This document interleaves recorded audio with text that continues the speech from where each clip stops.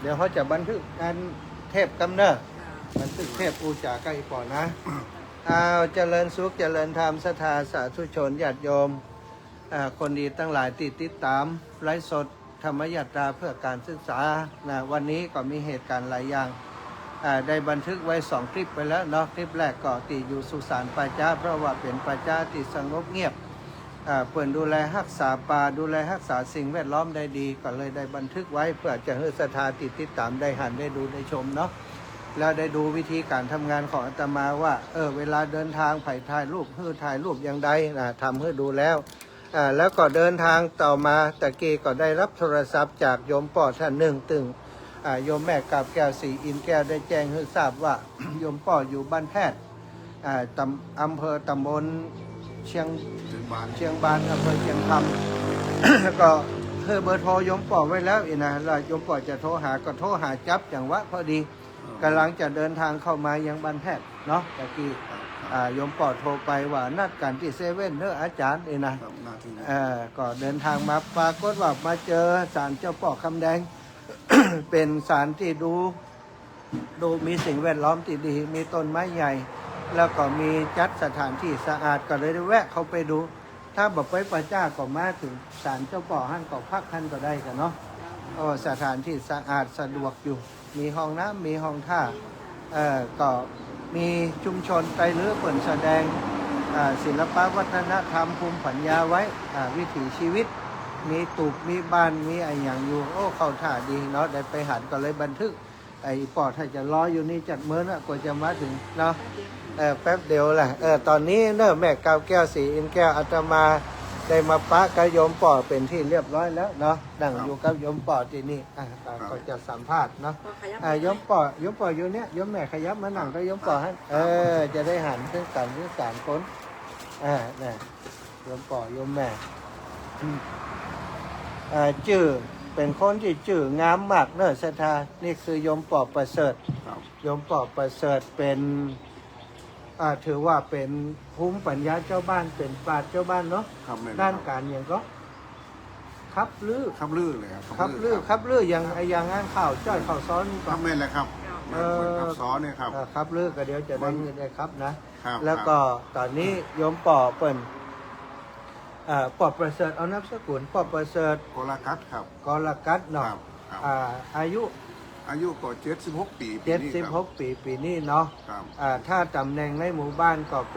ป็นผู้ติสอนลูกหลานเนาะเป็นภูมิปัญญาชาวบ้านเป็นปราชญ์ชาวบ้านด้านการคับลือคับลือนี่ก็เป็นมีวิธีการหลายอย่างอยู่เนาะแล้วก็แม่กาบแก้วศรีอินแก้วก็เป็นลูกศิษย์ที่พ่อเนาะเป็นลูกศิษย์หน้าตาเหมือนกันฮะร่างเป็นลูกจัดก่อนก็นั่นแหละหักกันแม่กาบแก้วศรีอินแก้วนี่เป็นญาติโยมที่ฟังรายการสารคามยำค่ำรายการที่อาตมาภาพจัดทางวิทยุรายการธรรมะที่ป่อนะโยมแม่กาบแก้วนี่เป็นคนดีมากเป็นคนที่มีความตั้งใจร้องเพลงก็เก่งนะแล้วก็ร้องเพลงเก่งในภาคเหนือครับลือครับอย่างนี้เก่งมากนะสอได้ครับลือได้เก่งเป็นคนก็ตาบดีเนาะเป็นมีปัญหาเกี่ยวกับทั้งตาเนาะเหมือนจะได้มาเหมือนกันก็ปล่อยก็มีปัญหาทั้งตาก็นั่นเนาะมันเหมือนไก่มันอายุตัวไหนที่เป็นอายุได้ปกติทำมาหากินมาได้ก็2555เนี่ยโอ้เหมือน55เดือนนี้68เนาะก็รวม10 ปีเหมือนกันเลยเนาะก็ไม่นะติดตามมาก่อนนี้เป็นคนบุญนี่เพราะแม่นะคือว่าจะตอนนั้นเนี่ยผมก็ได้รับโทรศัพท์จากแม่กับแก้วบอกว่าอันพอเลี่ยมมองพอพระธุดงค์คนมาสายอำเภอที่คำแล้วก็พอดีผมก็ไปสะดวกหน่อยแล้วก็อันแม่ผมจะไปกรุงเทพแล้วก็ที่นี่ก็อันเพราะเขาอ้างว่าเราคำไปมาถึงคำเนี่ยต้อง3-4 วันย่างมาเนี่ยเดินธุดงค์มาที่นี่ผมก็ว่าวันนี้แม่เป็นลูกเจ้ากรุงเทพมาถึงปุ๊บผมก็แม่อันโทรถึงท่านอาจารย์พอโลคนอยู่ไหนแล้วมาเดี๋ยวนี้พอดีโทรปุ๊บเหมือนกับมีบุญสัมพันธ์กับคณะนักโทรปุ๊บก็มาถึงนี่เลยเนาะท่านอาจารย์มาถึงเนี่ย บ้านแหวนวัฒนาอู้บ้านแหวนวัฒนาก็ติดบ้านเฮาฮะนี่นะก็มีมนต์เด้ออันรอผมอยู่ที่อันนาเซเว่นสกัมเนอกเนี่ยบุญสัมพันธ์แต่แล้วมีบุญแต่แล้วผมวันนี้โชคดีคณะนักตีในมาปะท่านอาจารย์ โอ้สัตว์ เนาะ สัตว์ โชคดีแต่เลยถ้าอันถ้าบ่มีบุญวาสนาก็คงจะบ่ได้มา มา ปะ ได้ ท่าน ป้า อาจา กั ร น ย์ มาได้ป้ากันอีแม่ก็ยุ่งเทพเนี่ยก็ไม่ว่าไม่ใส่มาส่งไง มาเมื่อคืนนี่แหละเจ้า โอ้คืน ไม่ใส่มาส่งถ้าเขามาถึงก่อนกำได้ เจ้า มาถึงหลังก็ปะ เจ้าไม่ ก็อยู่ แต่มันแต่ เขานะเขาบอกว่า เขาบอกตั้งแต่อันจุนบุญนะเขาว่า อาจารย์ไปตั้งนั่นลำบากอาจารย์บัดถ้าไปอาจารย์เองเนาะเขาจะไปตั้งเพื่ออาจารย์เองนะเขาก็ว่า เอ๊ะใจเขามันตกเจียงคำเนี่ยละแม่กับแก้วบอกเขาว่าอีปอจะร้อยเจียงคำเนี่ยเขาขึ้นนะว่าเปิ่นจะโทรหามได้มั่วเนี่ยแม่กับแก้วว่านะเขาก็ว่าไปเจียงคำปะก่อจ่างของได้มั้ยเป็นคนที่ว่าตั้งใจแล้วก็ไป โอ้มีบุญแต่เลยผมมีบุญขนาดนั้นก็วันนี้โชคดีขนาดนั้นที่มาปะท่านอาจารย์ในวันนี้นะแล้วนักทานอาจารย์มีความดำริคิดจะคิดสร้างโรงเรียนอย่างวะ เขาได้สร้างเป็นโรงเรียนเก่าที่เขาก็เฮียนเฮาแม่เขาก็เฮียนท่านลูกหลานบ้านเขาเฮียนท่านหมด และนักเรียนมันลดน้อยไปเปิ่นจะยุบแล้วเขาใครให้ยุบอ่ะใครให้ยุบต้องจ้างคนช่วยจ้างครูมาช่วยสอนก็ครูแต่เหลือ2 คนเขาต้องจ้างปีละ3 คนเนี่ยเขาเดินทุดงปีละ3 เดือนหาสตางค์ช่วยโรงเรียนเนี่ยป่ะปี200,000ปลายก็นะปี250,000นะ250,000กับ2,000ดูคนหนึ่งจ้าง7,000ต่อเดือนนะ แล้วก็ทำสัญญา12 เดือน ก็เป็น85,000เนาะ12 84กับ12 7 84 84ก็3 คนคูณ3เข้าไป นั่นคือสตางค์ที่เขาจะต้องหาให้เขาทุกปี บ้านโรงเรียนบ้านอย่าง โรงเรียนบ้านทุ่งโป่งเดียอาตมาเขาก็อินดูโรงเรียนกัน แล้วท่านอาจารย์ก็อยู่วัดท่านาเนาะ บาได้อยู่ฮั่นแต่ว่าเขามาอยู่ในเวียงเพราะว่าอยู่วัดฮั่นนี่มันทำงานเผยแพร่อย่างมาอยู่ในเวียงสถาเขากว้างอีกกว่า แม่ สถาที่ฟังกว้างถ้ำอันกันถ้ำอยู่ในเวียงกับหมูจ้างแม่กับแก้วเขาว่าแม่กับแก้วเปิดไปทำแทบทุกวันนะคนเท่าคนนี้ไปทำบุญทุกวันกับเขาเนี่ยติดตามเขาถือว่าเขาเป็นลูกเป็นเต้าแก้น่ะแม่กับแก้วนี่นะวันเดียวนี้ฝากตัวเป็นลูกแหมพ้นอ่ะเนอะ เดี๋ยวนี้แก น่าออกเหรียญด้วยกันนี่ แม่น่ะ แล้วก็ ก็ผมก็อันแต่ก่อนก็เห็นจมน้ำทำเอก โน่ ผู้สมัยก่อนเนี่ย เป็น มี ห แหละ ลานก็เป็นหลาน ครับสมัยก่อนมีแหละนักทำเอกแถวนี้ผมได้คนเดียวแน่ เก่งหรือมวย เก่ง เนาะ อีแม่ก็เป็นคนบ้านเฮานี่กัน แม่ไปอยู่บ้านหนองกูไหน ถ้าพูดถึงเส้นทางนะครับ ถ้าจะไปเมืองน่านนะไปตั้งนี่มันจะไปปะบ้านตรงลมนะบนสามแยกขั้นตรงลมแล้วก็จะเข้าไปถึงบ้านแห่แล้วก็ขึ้นดอยติ๊กๆกันเนอะ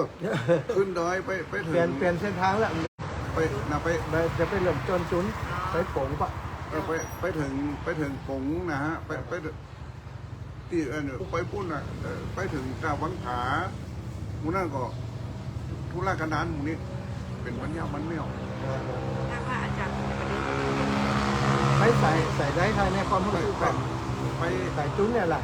ไปหาจุนแล้วก็ไปเมืองกงเนาะอันนี้เป็นบ้านคนเมืองอยู่เนาะ ได้ เจ้า ไปบ้านคนเมือง จะได้ไปหาเปิดแฟนรายการอยู่ตั้งปุ่นนี้ก่อน จะประคืนกับโทรหา อาจารย์นั้นโอ้มัดเจ้าเพศเสื้อไอ้แม่ไข่ป้าไอ้เนาะไปหาเปิดครับ เมืองกงนี่บุกผมก็แกนขนาดนักหนา ดีกัน คนเมืองกงนี่เป็นคนที่มีอัธยาศัยไม่ดีผมเคยสัมผัสเนี่ยสมัยก่อนผม2 คนไปขายครัวอยู่ ไปนอนคนเจ้าไปนอนคน2 คืนก็ประมาณ เหมือนกับบ้านเฮาอ่ะเมืองผงนะเป็นบ้านเมืองที่บ่มีอันตราย เป็นบ้านเมืองที่ยิ้มแย้มแจ่มใสอัธยาศัยดีไปเมืองผงจนเด้อ นี่เขามาเจียงคำเนี่ยเขาชอบเป็นยำพูดอะไรอย่างนี้บุญผูกพัน เจ้า ไปเรียนมหันต์พระเจ้าก็ผมชอบพระเจ้านี่นะยินดีวันหน้าจะมาจำพรรษาสักพรรษาปฏิบัติพ่อตีงามแล้วก็ตะวัดก่อนนี่ก็ปอนานจันทร์อยู่บ้านแม่ตำอยู่บ้าน อยู่บ้านเมียต่ำบ้านแหลกและลงจากการศาลจังหวัดเชียงคำมากับป้าเปิ่นเนาะ แม่นแม่น เปิ่นว่าเปิ่นนั้นครูบาอาจารย์เปิ่นไปแปลงงานแปลงที่พักสงฆ์อยู่บนดอยบนอ่างเมียต่ำมาบอกบนอ่างพวกนี้นะ อืม งามว่ะแล้วก็อันมีพายุแล้วก็อยู่ในป่าในอย่างลึก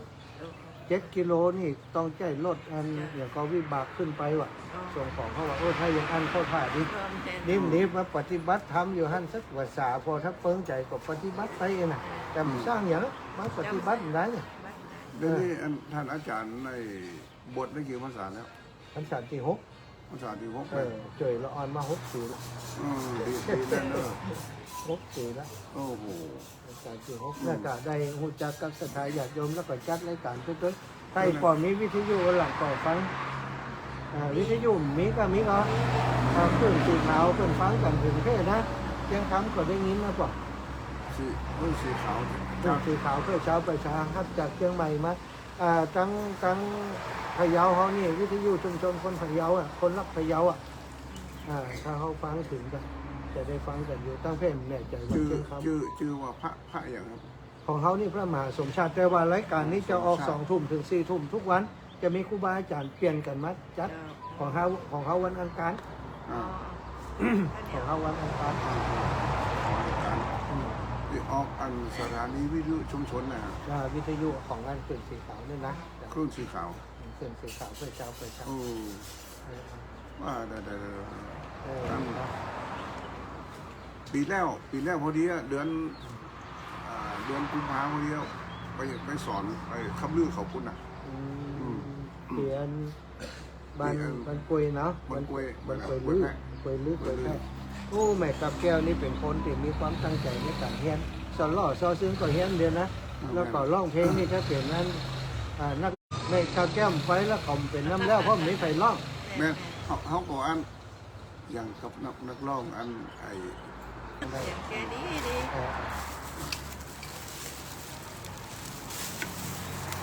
โยมมันหนังกินข้าวห้องอันนี้ไปฝันกัน นะ โยมหนังกินข้าวอันนี้ไปฝัน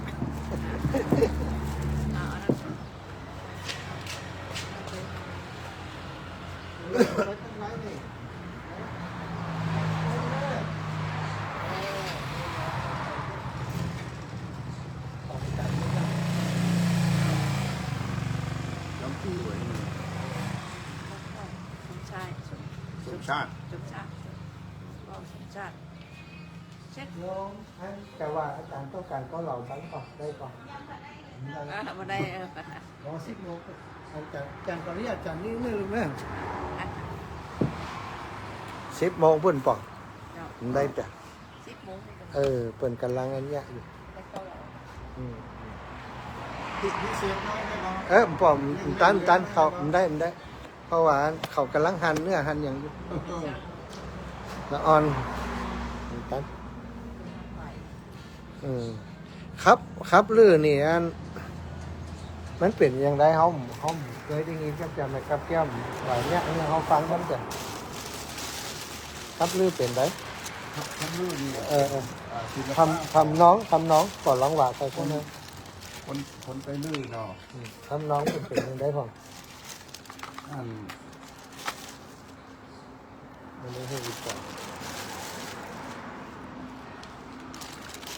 ลองหวานสักหน่อยนะ เขาว่า ทำน้องเก๋ ก็ขึ้นต้นนะฮะคำลื่นนี่ขึ้นต้นจะมีขึ้นต้นว่าเจ้าเฮ้ยเจ้าเฮ้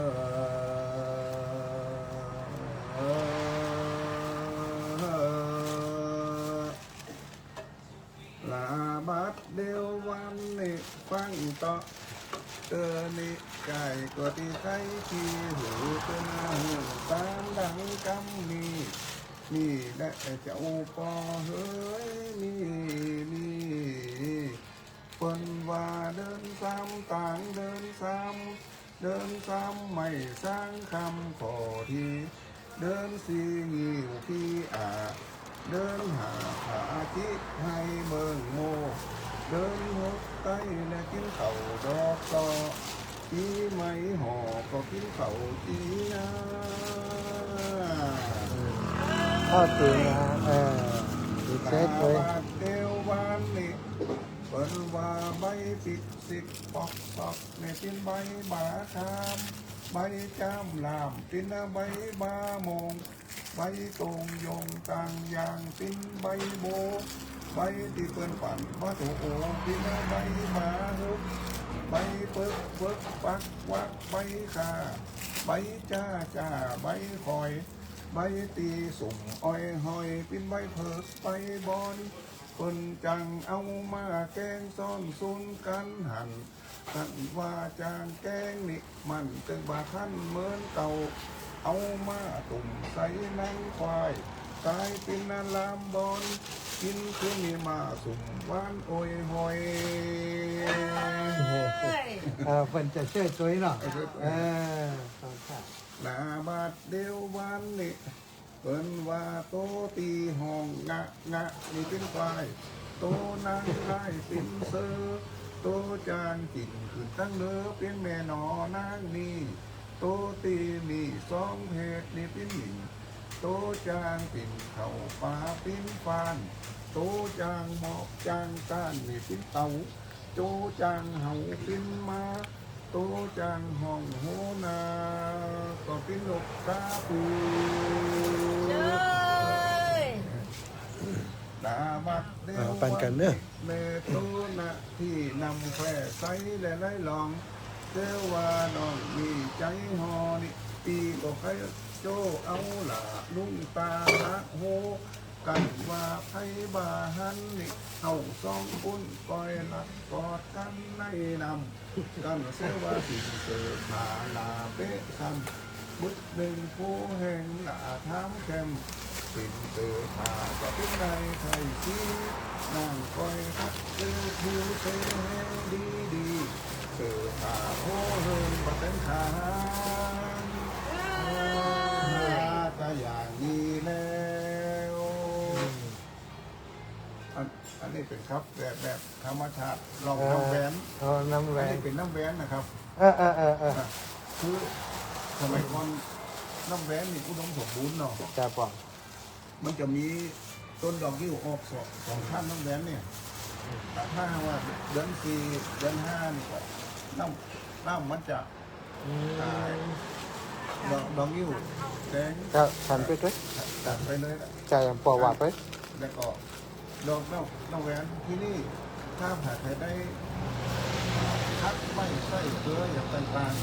ๆพักแรกพักปังพักแถบพักเข้าพักกลุ่มพักกูดก็ลงไปตีน้ำแหวน อ๋อ ไปเด็ดไส้กันมาเด็ดแบ่งนึกตีคือนอกในหมู่บ้านนี่กันจนกันกิน เป็นวิถีเนาะ เป็นวิถีชีวิตข มี อง มีเนี่ย ใจดื้อแล้วที่นี่ถ้าว่าไอ้กินฝาก็ลงไปฮะเอาตีน้ำแหวน โอ้ ในน้ำตีสายสำคัญของในตำบลเชียงบานนี่แหละ เชียงบานเชียงบาน ครับนี่สายเดียวเนี่ยน้ำแหวนเนี่ย แล้วก็สายอื่นๆมีนะเนาะ มันมี อ๋อติดใจน้ำกันถึงวันนี้ใจน้ำแหวนถึงนั้น ก็มันคงจะดันมาจากน้ำแหวนนู่นเอาเนาะ เป็นมีอ่างมีเขื่อนเก็บก่อนน้ำแหวน มีอ่างมีเกินอยู่ที่พ่นบ้านฝาหาวพุ่น อ๋อคนละเขื่อนกับอันตีเขาว่าแต่ว่าแม่ต่ำเลยเนาะบ้านแม่ต่ำนะคนละเขื่อนกัน อันนี้คนอันนั่นครับ นั่นเขื่อนฟังเพะ อันนั้น ฟัง เป็นอ่าง ที่ อ๋อ บ้านฝาหาวนี่เขาจะจัดเดือนเดือนลง อ๋อเขื่อนน้ำแหวน ครับสมัยก่อนนี่ให้ใครได้อันไม่หัวไม่ช้างไม่ข้าวหลามหลังจากที่เอาเข้าเอาน้ำสักซับเรียบร้อยแล้วเดินเขียงคนเมืองคนวันเดินเขียงเนาะ ใช่จ้ะ คนเลือกว่าเดินเจ๊ง อืม แล้วที่นี่ก็ชวนกันเข้าคนสิบคนขึ้นไปน้ำแล้วก็ไป เป็นหล่องไหม ไปตัดไม้ ไปตัดไม้แล้วก็แปลงแปะลงมา แปลงแปะลงมาแล้วที่นี่ทางในห้างนางสาวอยู่ข้างหินน้ำแหวนก็ขับยอก น่าเกี่ยวพันราศีเนาะ เกี่ยวพาแล้วสิขับยอกกันที่ ที่ผมขับมาตะกี้นะหาหากว่านาคดีใจฮอนี่ปีข้าโจ้เอาหล่าลูกตาซาโหกันว่าไพ่ว่าหันนี่เฮาสองคนก็รักกับกันให้นำภาษีกันมามันเป็นคำคับธรรมชาติที่ว่ายังครับถึงตนว่าเดินซ้ำต่างเดินซ้ำหนองสร้างข้ามก่อนทีนี่ไม่สร้างค้ำนี่มันข้อทีดีกว่าเดินสามไม่สร้างค้ำกับข้อทีเดินสี่นิ้ว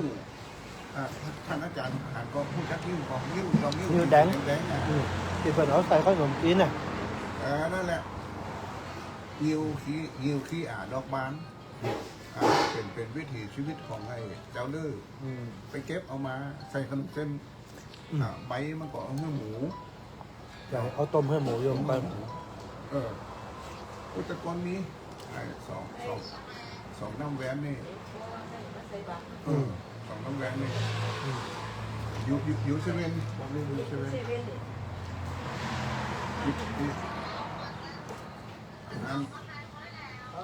ที่นี่ถ้าหากว่าเขาได้ย้อนไปถึงเขาว่าถ้าได้ไม่เข้าหลามก็ไปตีอันหัวน้ำแหวนนอกลงสมุนครับไม่สร้างไม่อย่างนั้นครับแต่แปรลองลงมาก่อนมันมีล่อของมีรถโลกเป็นตาดีมวนหน่อมเดียวน้ำป๊อดอย่างอันก็นี่แหละนี่บ้านไหนก็เพิ่มเป็นฝ่ายเพิ่มเลย80-90 ปีที่60 ปีที่ผ่านมาเถอะเนาะความสมบูรณ์มันหายไปเร็วนะปะหมดแล้วเดี๋ยวนี้น้ำหนองต่างๆนี่มันจะทึบตันหมดมันเป็นไอ้วันนี้ก็จะพัฒนาเหมือนกันครับนี่ครับเลี้ยงดงจะเลี้ยงดงดงเก้กับน้าอาจารย์ดงเก้กับนี้บ้านนี้ใช้หรือจากน้ำเก้หลังมี2 ล้มนะอาจารย์บ้านนี้หนังมี2 ล้มน่ากินน่าจะแล้วแหละอย่างเล็กแล้วก็เก้จะบ่ออย่างเต้า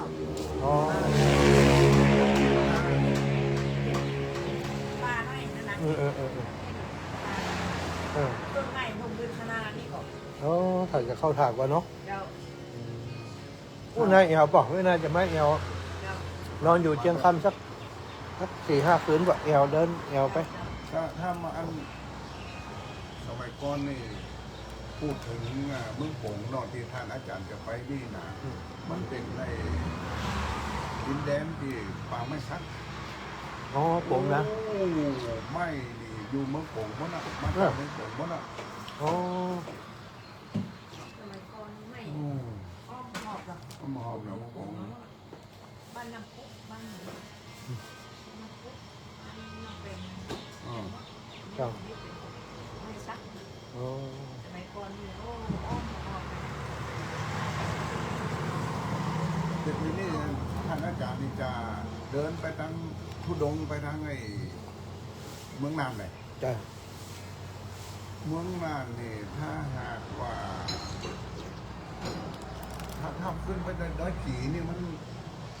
เด็กเป็นมันสูงเป็นระยะเป็นเนี่ยนะแต่ถ้าเมืองน่านนี่เข้าไปเชียงมวน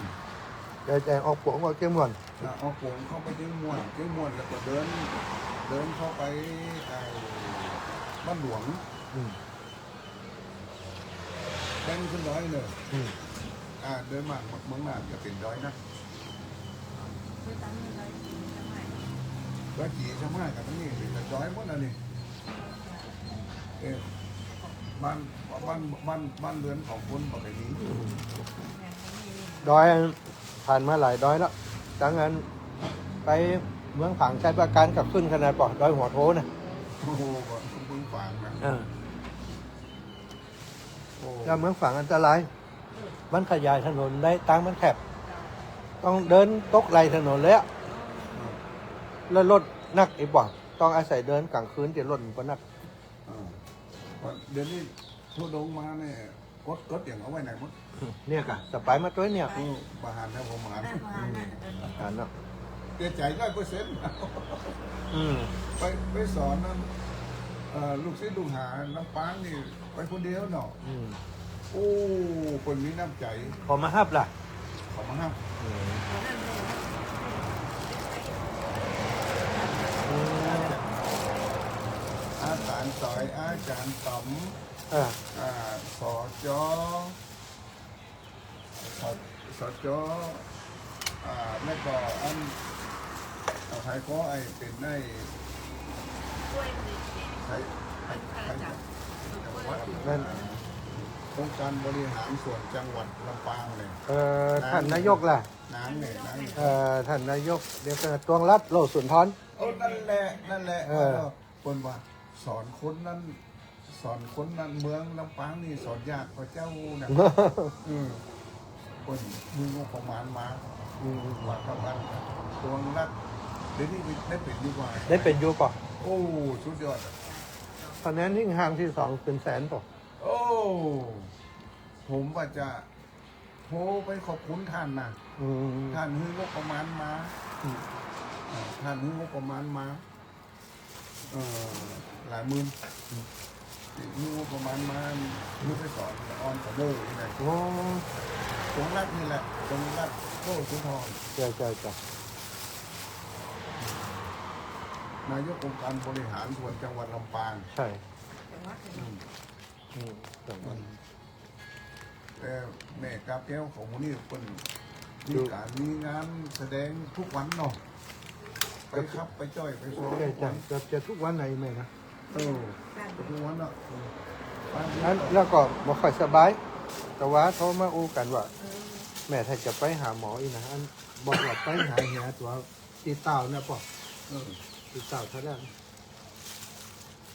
แม่นั่นไปตัวนี้นะปอกกินเนี่ยเขาไม่เขาเพราะมันนักปอกให้ปอกกิน ใครมีเวลาตัวไหนตานะไปหันไปนี่ แม่กับแก้วมีปอกหูอยู่พุ่นนะแวะหาเปิ้นชิมนะ โอ้ก็ดีใจแต่มันมาซื้อรถยังว่าตาม้วนกับฟังเนาะ ใช่ใช่ทำมาคนเดียวกับได้ปะกัน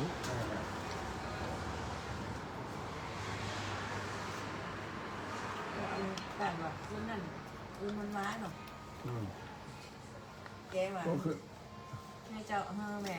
โทรไปก่อน ขึ้นรถก่อนผมก็ฮือแม่โทรไปหาท่านอาจารย์เขาด้วย บอกว่าท่านอาจารย์เมื่อกี้ผมหักกล้า แต่ โทรไปติด อ๋อเขาไปติดแต่มาครับล่ะ ประมาณ8 โมงเนี่ย ถ้าจะจัดรายการอยู่ครับป่ะ อ๋อจัดรายการตัวนี้นะเดี๋ยว ใช่จัดรายการ ถ้าช่วงที่จัดรายการนี่มานั้นใช้โทรศัพท์ได้เนาะน่าจะเป็นช่วงที่เขาจัดรายการอยู่ ขึ้นแล้วนี่ท่านอาจารย์นอนที่ไหน คืนก่อนพุ่นปลาจ้าบ้านนั้นห้วยไข่ ห้วยไข่จุน จุน ขึ้นแล้วเนอะ คืนนี่อันปลาจ้าบ้านแหวน นี่นะที่ฟังแว้นนั่นน่ะ พุ่นหลังโรงเรียนนะโรงเรียนเนี่ยนะ โอ้แม่มันแว้นสีมงคล สี่โมงคนล่ะ วัดเปิดวัดสีมงคล แม่น ไม่ใช่โอ้พระเจ้าเป็นได้ปริญญาโทเนี่ยวันนี้มีเนาะ อ๋อ มันแว้นไม่กว่านี้อยู่ วันใหญ่โตเนาะ พระเจ้าปริญญาโทต้นฉลองกับสองพื้นตัวนั้นน่ะ เอาอยู่กรุงเทพก็ได้ยินเขาบอกฉลองกับที่อย่างที่ไหนนี่เป็นฉลองยศ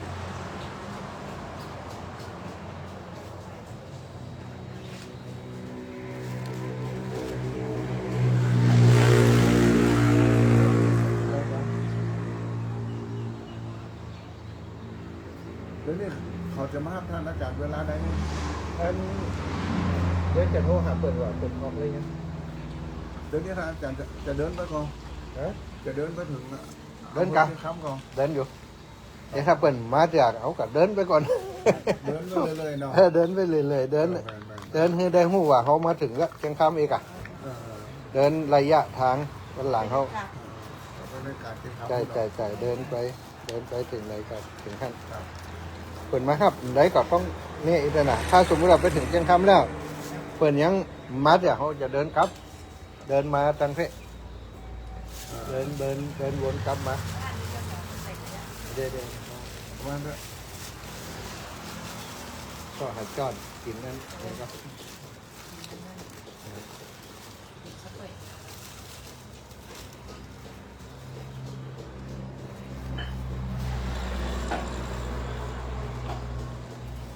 เขาเจียเรื่องวาสนาป่ะเรื่องบุญ พบปะกันนะ เรื่องกรรมเขาเป็นคนเชื่อความรู้สึกตัวเก่าถ้าตั้งใจอย่างนี้เราไปไม่ต้องมีอย่างเกิดขึ้นเขาตั้งปักถ้าจะให้เขาเปลี่ยนเส้นทางว่าไปตั้งปงก่อนนี้นะ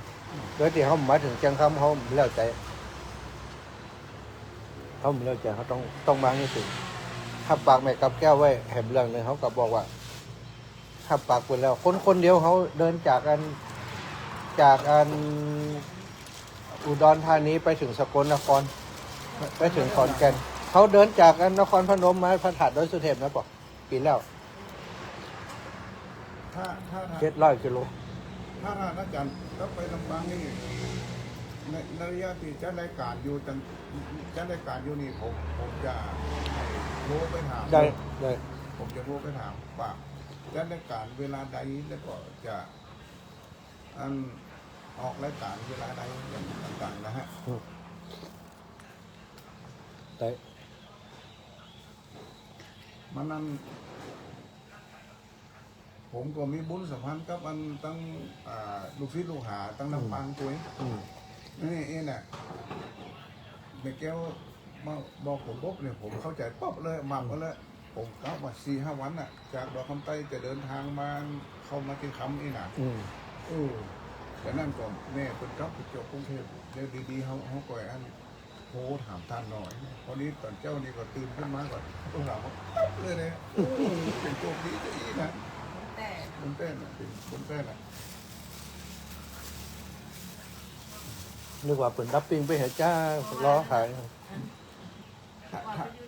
อาจารย์จะไปจังได้นะ ถ้าอาจารย์ถ้าไปตรงนี้นะขึ้นร้อยดีๆอ่ะไปหาแมวหาเย่า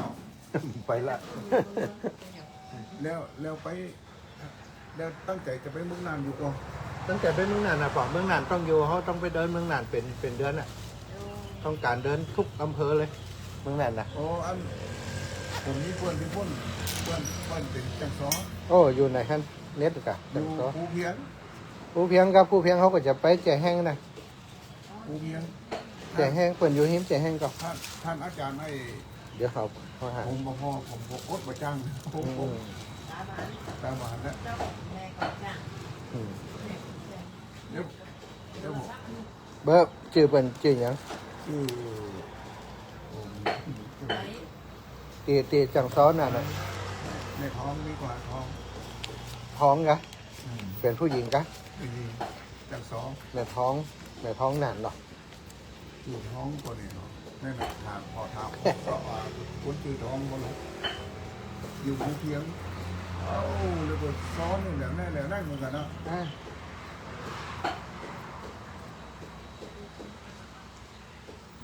นั่นอยู่ภูเพียง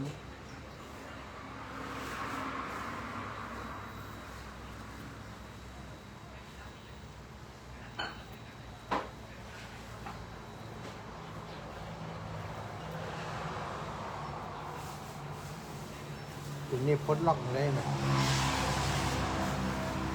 ลูกประจ้าง จ้าง ประจ้างอันนั้นประจ้างเดี๋ยวถ้าพอผมรู้ที่หลัง เนาะเขาบอกเนาะ เขาบอกคือ ว่า เขากดพ้นล็อกก่อนจ้ะ ตัวอู้กับอยู่เซลไม่เซลนี่นะ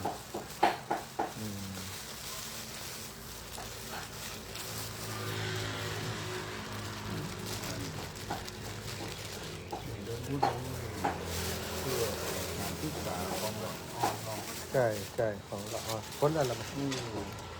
ก็จะเพื่อตนเองเนาะเพื่อประโยชน์ของ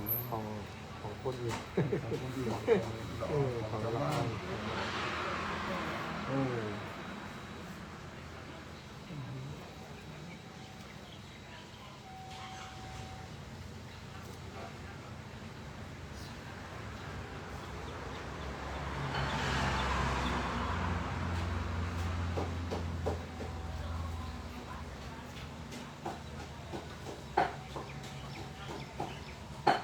ไปเมืองโขงนี่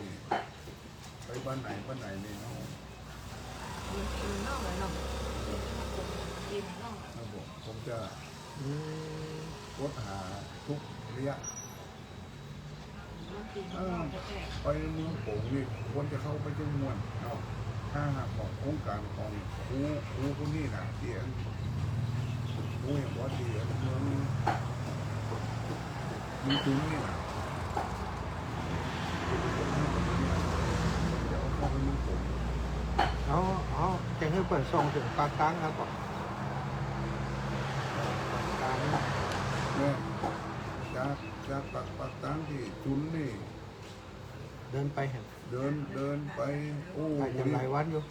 บ้านจะไปถึงบ้านจุนหลวงบ้านกั้งจุนกั้งหงไปเนี่ยบางจ้างเนี่ยบางจ้างก็หากบ้านเลยหากบ้านไปเข้าบ้านบ้านยากบ้านยากเลยนะ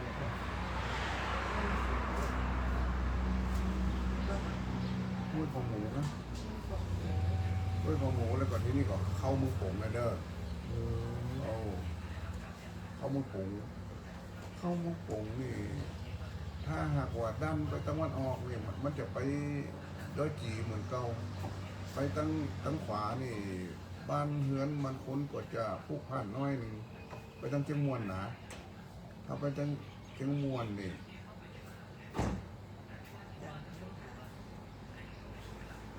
ถ้าเจ้าหามาได้ประจำเจ้าวันหลังผมควรบอก รุ่นเก่าก็รุ่นใหม่ เราผมเอารับอย่างเดียวผมอย่างอื่นนี่ผม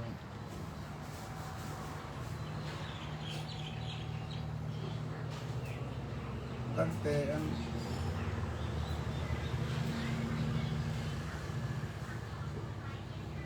ไอ้เลขเครื่องคิดเลขผมบอก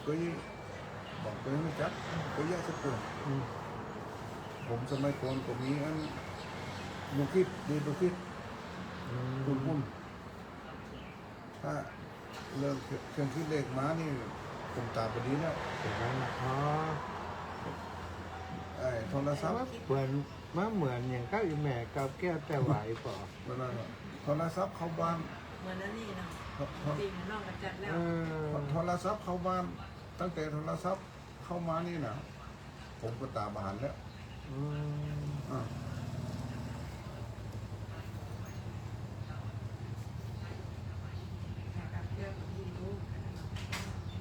แต่แกเขาชอบแกอยู่อย่างแกมีความมั่นใจในตัวเอง แกบ่คิดเล็กคิดน้อยแกบ่สนใจคำพูดคนอื่นนะแหมแกสบายแก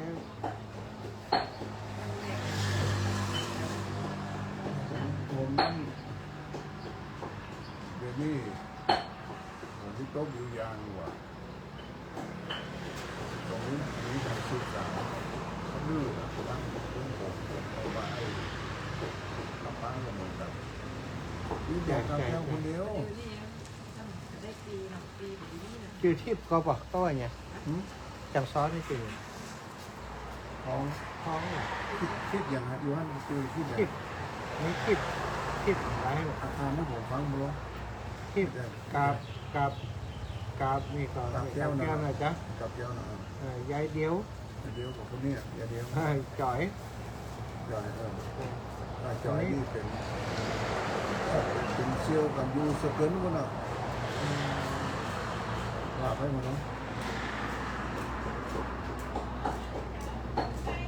นั่นไม่จืดที่มันทึกไว้หนัก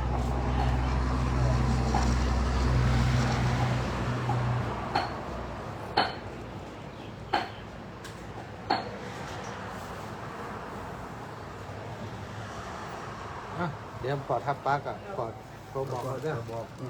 บอกไปบอกเขากับเขากับฝานักล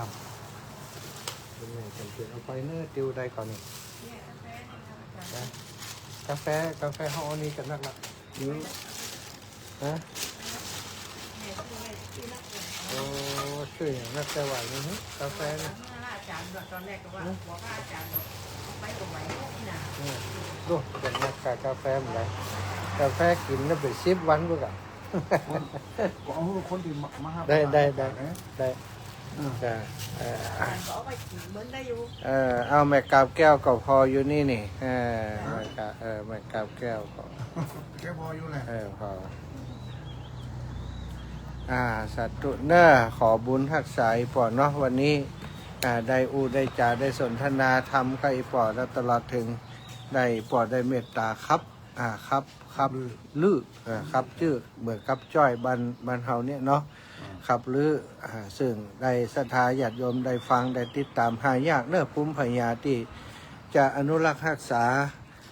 ศิลปวัฒนธรรมเก่าๆที่บรรพชนเปิ่นสืบต่อกันมาอีปอก็พยายามสร้างลูกศิษย์ลูกหาแต่หายากคนรุ่นใหม่นี่จะมาสนใจก็น้อยความจริงเป็นสิ่งที่มีคุณค่าทางวัฒนธรรมที่คนทั่วโลกเนาะหลักเงาของเขามาจากไหนก็มาจากหมู่เนี้ยเนาะป่ะเนาะเขาได้ลำนำหรือว่าข้าวจ้อยก็ดี หรือว่าคับลือก็ดีนี่เปิ่นวิถีชีวิตที่เปิ่นเป็นอยู่เป็นมาเป็นอย่างไรเปิ่นได้อย่างที่ปอครับไปตะเกีก็ได้ความหู้อย่างนักเลยเนาะวันนี้อาตมาภาพในนามของครูบาอาจารย์ขื่นสีขาวต้องขอบคุณปอครูประเสริฐนามสกุลยังก็ ก็ละกัดครับ กรกัดปอครูประเสริฐกรกัดอยู่บ้านแพทย์บุญเรืองนะซึ่งเป็นภูมิปัญญาด้านการครับลำนำครับหรือเป็นภูมิปัญญาใครสนใจจะห้ำจะเฮียนติดต่อมาติปอดได้ถ้ามีเบอร์โทรอีปอดจะถามอาตมาจะติดต่อให้กันแล้วกันนะ